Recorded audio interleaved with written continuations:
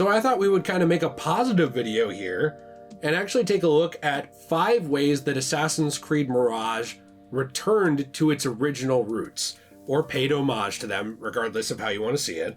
Nate is here with me today. I'm always here with you. Yeah, he's always with me. It's like the ghost of Ben Kenobi in Star Wars. He's always there watching when I reach for the lotion. So if you enjoyed today's video, please be sure to leave a like and subscribe, but let's hop right into it. Number 5.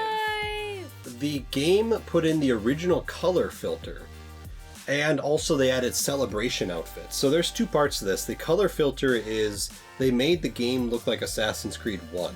Mm-hmm. So you can actually turn on a filter in the settings.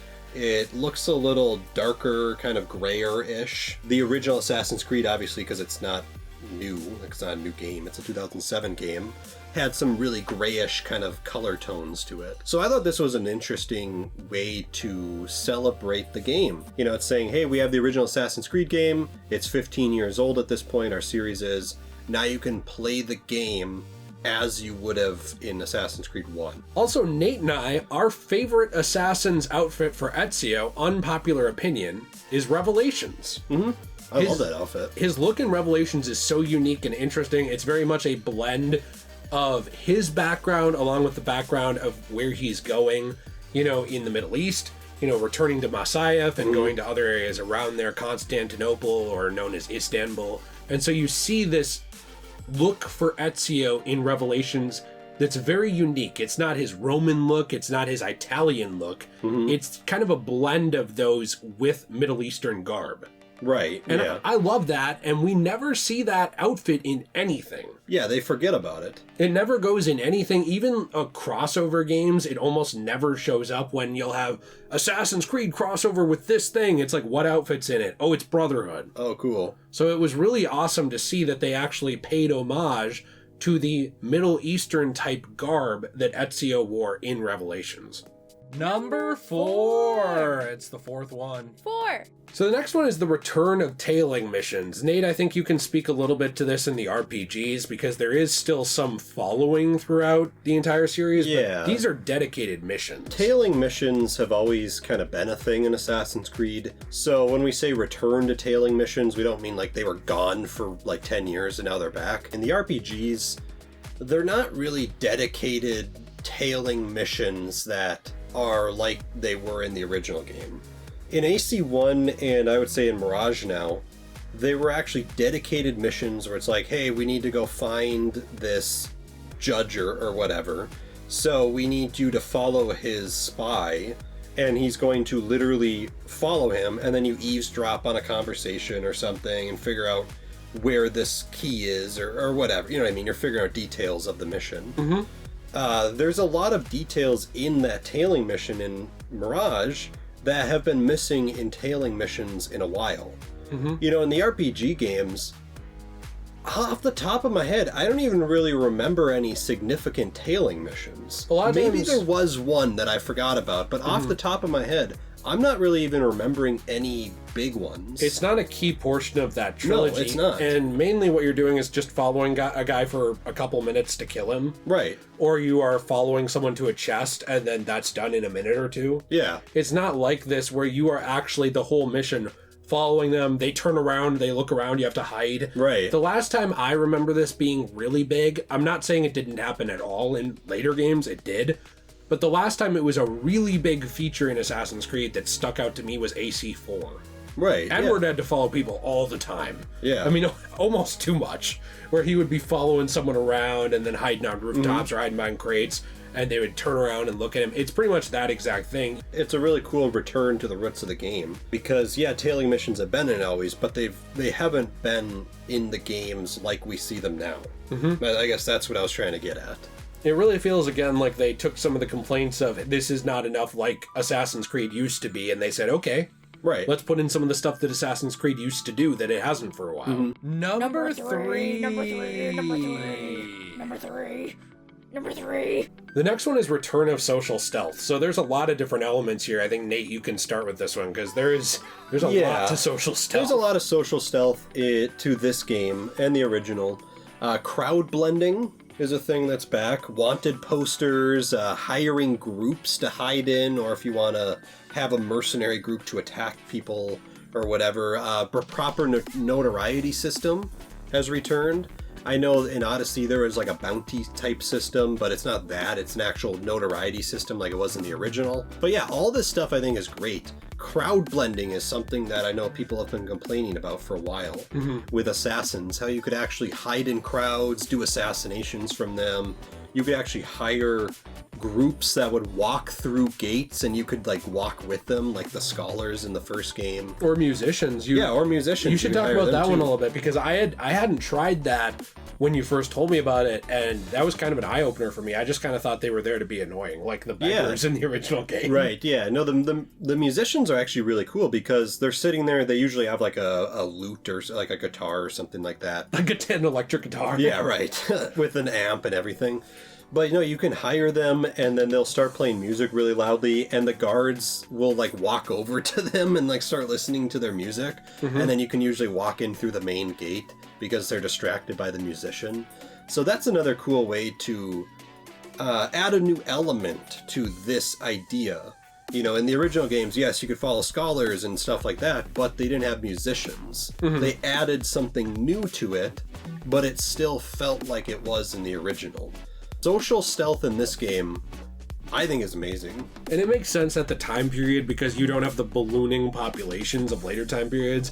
I do hope that with the return of social stealth, though, for crowd blending, that eventually we can get another game kind of like Unity. Yeah. Remember the crowds during the French Revolution and just how many people there were that you could hide? Yeah, that was awesome. Between. Now, to be fair, like I said, you don't have the ballooning population like that. I want 2 million people in the city. At this time. It wouldn't make any damn sense anyway. But I do think it would be really neat, and I think it's another thing where it's like a good sign for the future. Right. They didn't forget about this. Number two. The numero dos.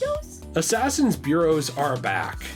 Now, some might say, well, there's always been Assassin's hideouts or some kind of den or place that you go. Even Ivor had a village. Well, why does this matter? Well, these are the actual dedicated dens from Assassin's Creed 1. Slightly different area, but they're pretty much the same idea, accessible through rooftops. Sometimes they're accessible through other hidden ways. And one thing I would like to add to this, too, is kind of a little off point, but it's on the same subject. Valhalla did this, too. But all the bureaus that you find in London and Valhalla are actually abandoned. And there's lore you can find with all of them for figuring out why people had to flee the area and stuff like that, which I found interesting. But in this game, they actually added in dedicated bureaus that you can go to. There's someone standing behind the desk. They're giving you missions. You can also go upgrade your armor with this guy. You can get contracts for side missions and stuff like that. It's an actual designated bureau that you go to. They actually feel more alive to me in this game because you have the ability to do so many different things in them. And actually, something I noticed earlier, when I first went to some of the bureaus, they were just kind of empty. They just had the people behind the desk.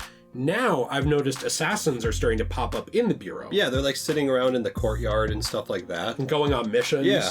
That's awesome. Something really interesting that I think ties into our next point, which we're going to get into. Number one! Splat. The final point we have here is you're actually part of a brotherhood. With a rank, there's people above you, people below you. You're actually part of this society or group of people who have different unique traits and things like that. This is something that has been missing for a while in Assassin's Creed. Yes, there was brotherhoods in the games, all the way up to the Unity, right? You actually had a brotherhood. You went to the bureau and stuff like that, or the base or whatever they called it. Syndicate, you're kind of off on your own. What I thought was cool is now you're actually part of that again. You feel like you're actually part of the brotherhood. You're not just like a master of assassin. Like Ezio. Ezio was a master assassin in Brotherhood and in Revelations. Oh, and he didn't know he was part of an Assassin's Brotherhood in 2 while he was working his way actually into it. And then by the time you're actually in it, Brotherhood starts and they are pretty much, midway through saying, hey, by the way, you're in charge now. Right. You're just a nobody in this. You're a street thief who becomes a member of the Hidden Ones, and then you have to work your way up the ranks. Yeah, and that's something that was unique, I think, to even Assassin's Creed 1, because you have 3 and 4. Yes, again, you're part of the Brotherhood, but you're kind of in your own niche branch of a Brotherhood, especially in 4. In 3, it's basically just you and Achilles. You are part of Brotherhoods in those games, but it's not like it was in Assassin's Creed 1. Right. In Assassin's Creed 1, you are literally an assassin. You have a mentor that you go to, you talk to. He gives you missions. He grants you ranks. He gives you weapons that you can use. He tells you what you can and can't do.